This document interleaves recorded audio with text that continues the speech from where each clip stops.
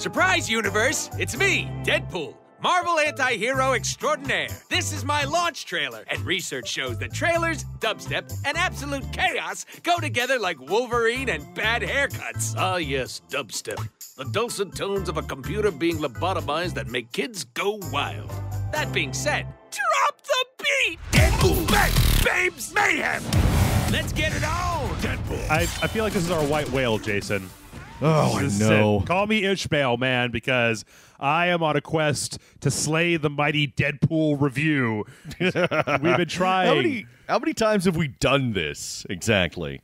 I think this is the only time. I think this is the first time we've done an audio recording for this. But oh yeah, the problem here is that we had Deadpool came out like during RTX or right before RTX, something where we were just we're slam busy doing stuff, trying to get trailers together, yada yada yada, and then like beat the game, and then it was like it's been a couple weeks, and then people were asking for it. It was just like But no, we had to wait until no one cared. I know, this game's been out for like a month. That's a billion zillion years in internet terms. Yeah. Like, this was back when Gangnam Style and Bub Rub were real popular on the internet, was when Deadpool came out. Have you seen that new video about I want the gold? The little leprechaun dude. Have you seen that? No. No, I don't think so. It's actually a couple of years old, but, whatever. Okay. See, I was making a timeliness joke, and it failed completely. Damn my lack of knowledge when it comes to internet memes. I'm like... I need to send you this one because it's hilarious. People are going to post it in the talkback. But the only thing harder than killing Deadpool is doing a review of Deadpool. Yeah, I feel like we need to break the fourth wall, but I'm not entirely sure how you break the fourth wall on an audio podcast. Like, nothing is coming to mind. I know. I'm just like, I don't know. But anyway, for those of you who are still living in the past or who have not yet picked up this game, this is Deadpool by High Moon Studios, and this is just straight up a love letter to the character of Deadpool. Yes. More so than maybe any other licensed property ever. This may be the most fourth wall breakingest video game ever in the history of mankind. Like, this shit, it's got no rules. It's just Deadpool. Deadpool is Deadpool, and you better get fucking used to that, because if you don't like Deadpool, I can tell you right now, when it comes to should I buy this game or should I not buy this game, you should ask yourself, do I like Deadpool? And if the answer, whatever you answer, is the answer to should you buy this game. Precisely. If you don't like Deadpool or if his humor grates on your nerves, stay far away from this game. Yes. Because, and I'm not an expert on Deadpool, but I have read a ton of Deadpool comics. And this is very faithful. And this is very much the Bugs Bunny interpretation of Deadpool.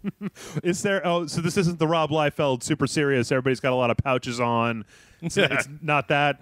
No, and it's not the Rick Remender's X-Force Deadpool. This is jumping on top of his own thought bubble Deadpool. Yeah, I mean, he spends half the game talking to. He's got like one serious thought bubble and one kind of like homicidal, fucked up thought bubble, and he has conversations with the captions in the comic, even though this isn't even a comic. Like, it's kind of hard to explain sometimes just how fourth wall breaking this is, but this is the story. Like, this is where it gets even more complicated. You're like, this is the story of Deadpool playing the Deadpool video game that you just bought from the store made by High Moon Studios. Like, he is well aware of the fact that you are controlling him in this video game about him. And that is, I mean, I would say a good 70 to 99.9% of the humor in this game comes out of the fact that you've got. It's actually pretty cool. Like, I mean, I know there have been a few other games that have done it. That one with Neil Patrick Harris and Joe Bluth, that it was kind of self-aware. But, self-aware video games are still a little bit. I mean, they're not super common.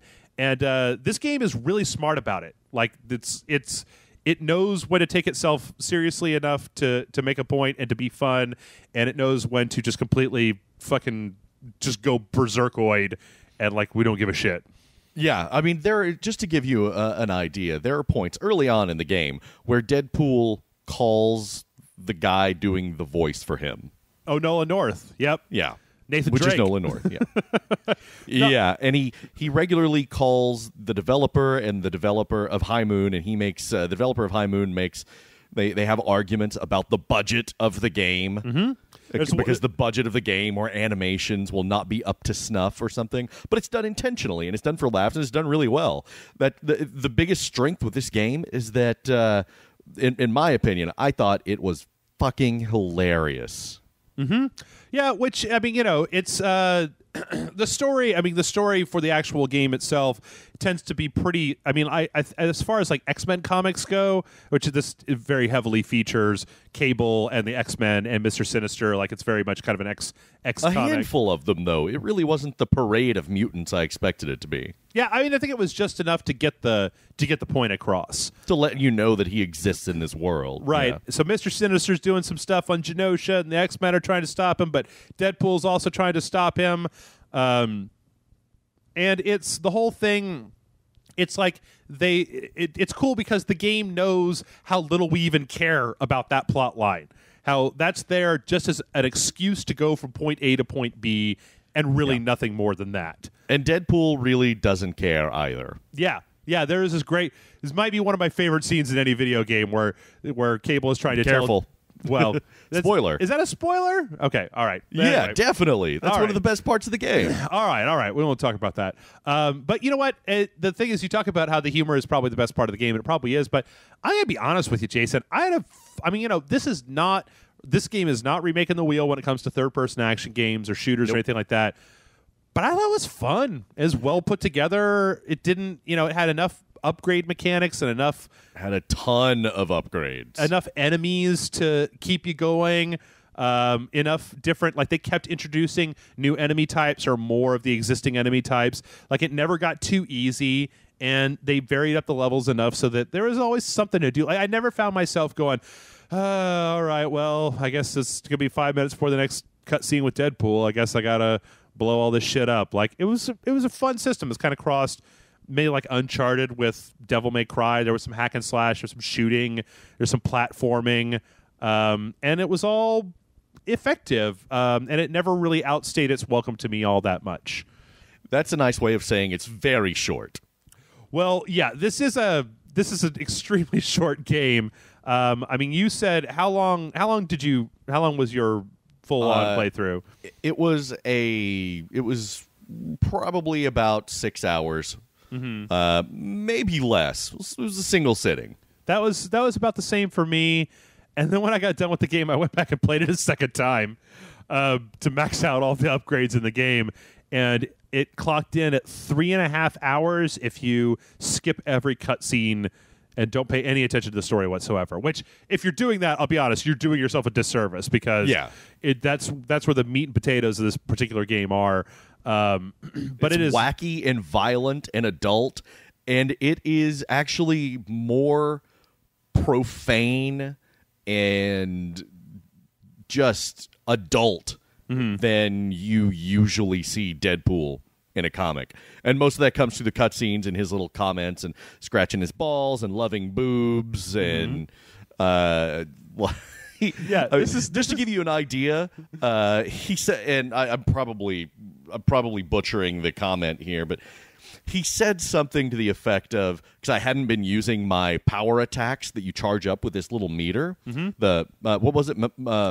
Inertia. Momentum. Momentum. There you go. Yeah, momentum the attacks. meter. Yeah, where you build up energy and then you execute a special move. And he said, if you don't use the momentum attack, I'm going to fucking kill myself. Or there's a part, like in the very beginning of the game, there's a part where you as Deadpool go into the bathroom and you can use the toilet. And if you do, Deadpool pulls his pants down and there's a big black bar there. And he's like, no. And he actually takes the black rectangle and stretches it out like super, super long. And he's like, yeah, that's more like it. So, yeah. If you don't like, boob humor, crotch humor, poop humor, vulgar obscenities, I guess, if you are the sort of person who doesn't listen to this show, I would recommend that you don't go buy Deadpool, because this is definitely not a game for people who are like, oh, the plot of Lollipop Chainsaw was just dumb and the writing was bad. We're preaching to the choir here. Yeah, exactly. I will say, though, that I do kind of wish, I mean, like I said, 6 hours of the game, 3.5 hours playing back through. It does have a new game plus, so you can go back in and play through the game again. But once you're powered up, it doesn't really do a whole hell of a lot in new game plus to change up the game. So, the biggest problem when it comes to this game is that there's not really very much incentive to play it a second time. Like, you can, but why? I mean, once you're done with it, you're done. There's not a lot of special features or extra modes. There's no multiplayer. Nothing like that. You know what? I kind of like compared, because this is High Moon, and they're the ones who did that last Transformers game. And like, given how cool their multiplayer was in that Transformers game, I kind of wish they had shoveled some garbage multiplayer in here, because I would have liked to have seen what they would have done with fourth wall breaking multiplayer. You're right. That could have been really interesting. It also should be noted that the game can get somewhat challenging, mostly towards the end. But yeah, some of the final fights get downright diabolical. Yeah, there were at least a few times in this game where it got right up on the edge of that whole "What the fuck do you want from me, Deadpool?" But usually, I mean, I don't know. It's it kind of depends. I think that. I don't know. I had a lot of fun with it, and I found it to be the last fight. There's one fight real late, not the exact last boss fight, but like the fight right before that. Yeah, it kind of got on my nerves a little bit. Of just like, what are you? God damn, man! Like, really? All right, it was ridiculous. But then that was the hardest part right there. Oh, well, also some of that though also just kind of gets into exactly what you were just talking about, whereas we've talked before about how you and I are so conditioned to saving up like our special attacks for some kind of truly diabolical boss, that I found that once I started just using those left and right, they tended to be some of the levels that were a little bit more difficult started to get a lot easier. There's also a couple places here where the game drags, particularly when Deadpool meets up with a certain lady, and there's some kind of these mini game sections that are a little like, all right, I got this, I got it. Let's oh yeah, let's there's keep going. Some weird tangents in there that are more for being Deadpoolish than actually moving the game forward. Yeah. So yeah, I mean, this is one of those things where I'm glad I would like to score this game based on how good I think it was, instead of some kind of like how much should you pay for it type of thing, because it was $50. I just looked it up on Amazon while we were reviewing it. It's $40 on Amazon. So I don't know. Anything else people need to know, Jason? Not that I can think of. No. Right. Again, I mean, really, like you said, it boils down to: do you like Deadpool the comic book character? Then you'll like Deadpool the game. You know, probably the best thing to do would be to watch some videos, like watch a trailer for it, watch one of, I don't know, these guys over at Rage Select, they do pretty good videos. Maybe you watch one of their videos where they play Deadpool. Yeah, they've got Deadpool up there. Yeah. You should check it out. And just take a look at it and be like, if you laugh at any of the jokes in the first 10 or 15 minutes, you're probably going to really like the game. If you don't, if you're just like, this is stupid, go fuck yourself, then yeah, definitely not for you. Go play The Walking Dead again. Or I give it 3.5 stars. 3.5?